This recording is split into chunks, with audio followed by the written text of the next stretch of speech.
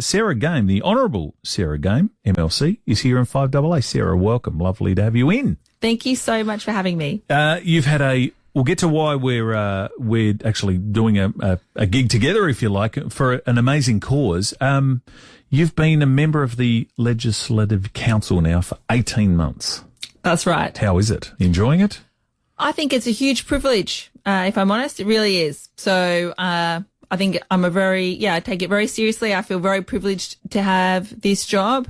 And as we just spoke briefly before, I used to be a veterinarian. Yeah. And I've also been a school teacher. And I've got a little bit of a snippet. I've been a single mum of 3 kids as well. So I know about doing it really tough in a way and having low flexibility. So I feel on the whole a great privilege and a huge responsibility in this role, and I'm really enjoying it. This radio show is almost like a politician in a way, in that people talk about anything to us. It might be an issue they're having with housing, or an issue that they're having with health, I'm sure you get that too. Now that you're this public face, I'm sure people come to you all the time and say, "Hey, Sarah, can you help me with this?" It's one of the things I really love. I mean, I really enjoyed being a veterinarian because I guess at the beginning it began with a love of animals, which I really still have greatly. But it really turned into a love of people, and I love my clients and I love talking to them. And my interest in being a vet really expanded beyond the animal to creating a wonderful experience for the clients that would come and see me. And so one of the great privileges of this job has been expanding that and being able to expand my mind and being able to expand the type of people that I'm interacting with. And it's been really interesting. Have you had people try and combine them both, ask you questions and then, "Oh, by the way, what's wrong with my dog?" No? Not often, but I think it's good because what I've discovered is, although people do complain about veterinary fees and actually being a vet's a really hard job, on the whole, people do like vets. That was my experience. Whereas on the whole, I don't feel a lot of people really like politicians. So I feel that being a vet, I often lead with the fact when I meet new people that I'm Sarah Game, I used to be a veterinarian, and now I'm a politician, and it sort of softens it a little bit. I think it does soften the blow. We hear that from callers all the time. The problem is, and it's not your fault, but the problem is you're going into an industry where a number of people for a number of years have not held up their end of the bargain, or have said something and then not delivered, or not quite told the truth. Truth-ish, but sort of bent it somewhat.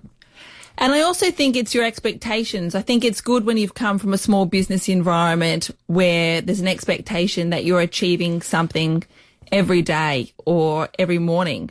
And so that's really worked for me. I mean, I've really loved it. But even though I've had an 8-year term, 18 months already gone, I've taken the approach from day one, what am I going to get done today? Yes. And I'm loving it.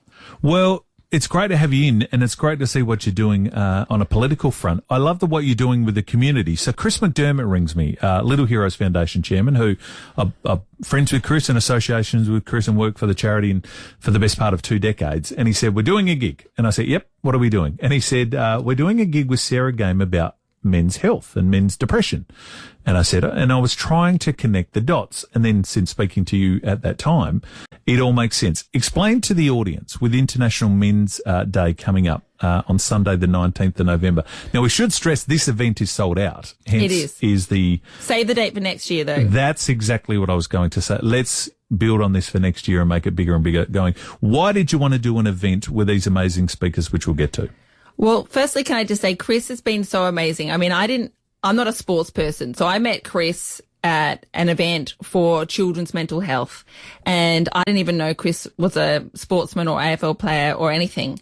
But I knew that Chris had started this Little Heroes Foundation, and he's clearly someone who's very driven to make a contribution. And so one night I was laid awake, frustrated. I'd lost my father at the start of the year in February. He'd been very down, as well. And I have 3 children. I've got a son. And I was interested in men and men's mental health. I'd realised by speaking about men in Parliament for a few minutes, actually, that video that I posted to my social media, I had hundreds of thousands of views, which was a lot more than my other videos were getting. And I was starting to get recognised actually in the street by a few people, and my barista recognised me as well. And so I realised, well, there's a real need for this. Men's health, but I couldn't see what I could actually tangibly do easily. You know, politics, unfortunately, is very slow moving, despite best efforts. And so one night I was just awake in the middle of the night, and I decided, you know, because had so much on already, that I'd organise this international men's event.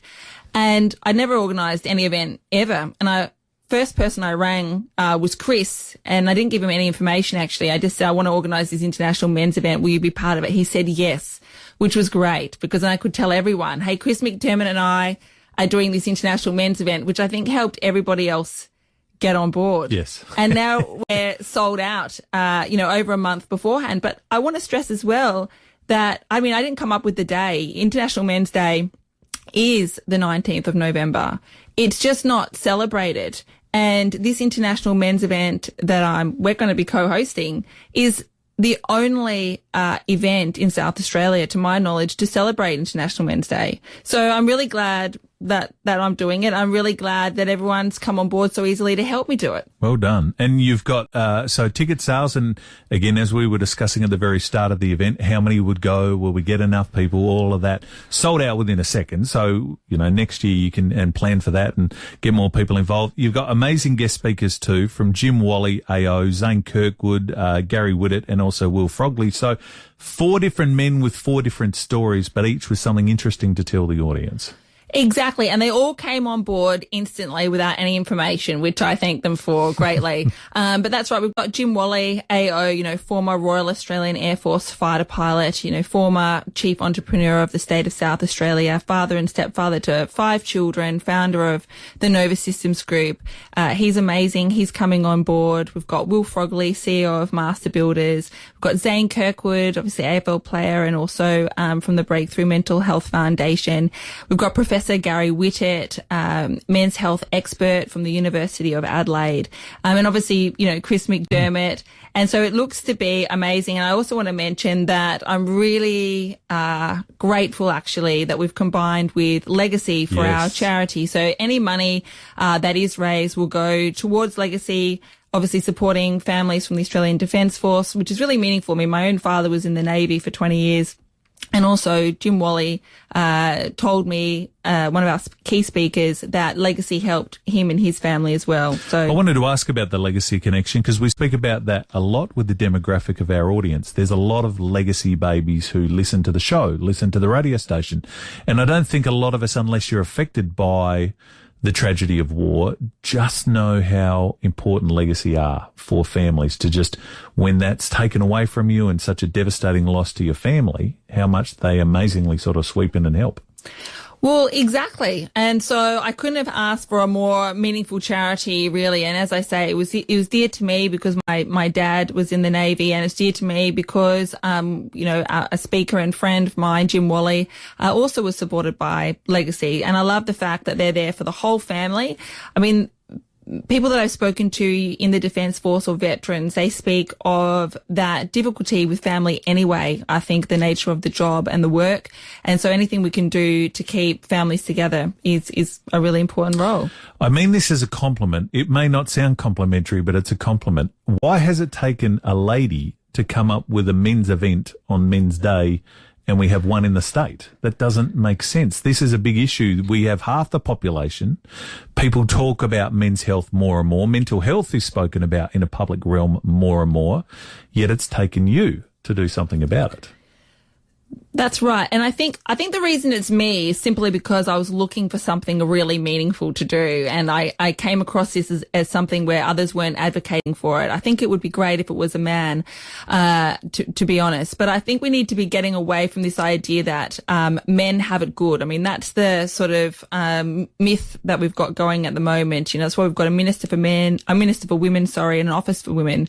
But we don't have a minister for men, or an office for men, because there's this conception, well, men have it really good. But I like facts, and the facts go against that. Men actually die earlier. Men have less years of healthy life. Men take their life more. Men are more likely to be homeless. Men are more likely to die at work.